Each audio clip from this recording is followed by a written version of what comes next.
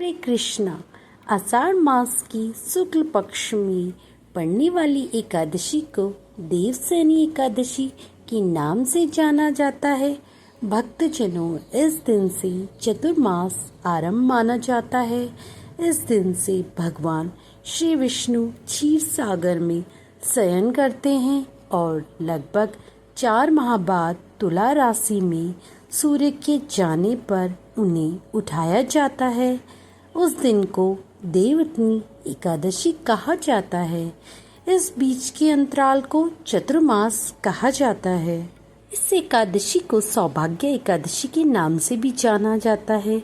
पद्म पुराण में कहा गया है कि इस दिन उपवास करने से जानबूझकर अनजाने में किए गए समस्त पाप मुक्ति मिलती है। इन 4 माह में भगवान विष्णु सो जाते हैं और भगवान शिव के हाथ में सृष्टि का संचालन रहता है।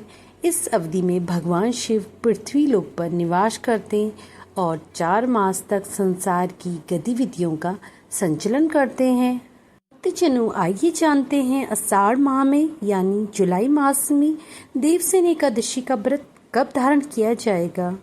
देवसैनी एकादशी का व्रत 6 जुलाई दिन रविवार को रखा जाएगा। आषाढ़ माह की शुक्ल पक्ष की एकादशी तिथि की शुरुआत होगी 5 जुलाई को शाम 6:58 पर और एकादशी तिथि का समापन होगा 6 जुलाई को शाम 9:14 पर।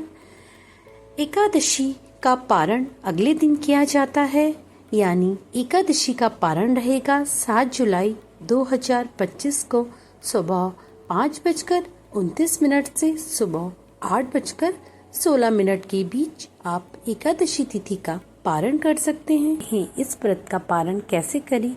देवसैनी एकादशी व्रत का पारण करने से पूर्व आपको सुबह स्नान ध्यान के बाद स्वच्छ वस्त्र धारण करें। इसके बाद पूजा स्थल पर धूप दीप जलाकर भगवान विष्णु और माता लक्ष्मी की पूजा अर्चना करें। आरती करने के बाद आपको फल, मिष्टान आदि का भोग भगवान विष्णु को लगाना चाहिए। इसके बाद आपको घर के सदस्यों में व्रत का प्रसाद वितरित करना चाहिए और हो सके यथासंभव दान अवश्य करना चाहिए। भक्तजनों, देवसैनी एकादशी के दिन श्री हरि विष्णु पाताल लोक में राजा बलि के यहाँ 4 महीने तक निवास करते हैं। भगवान ने वामन रूप में बलि से 3 पग धरती मांगकर 2 पग में त्रिलोक नाप लिया था। तब बलि ने विष्णु भगवान जी से कहा कि तीसरे पग में मेरा सर ही बचा है। यह सुनकर भगवान विष्णु बहुत प्रसन्न हुए और उन्होंने बलि से कहा, जो चाहे मांग सकते हो। तब बलि ने कहा, आप मेरे साथ पाताल लोक में रहने के लिए चलो। इसी कारण से भगवान विष्णु 4 माह तक बलि के साथ वहां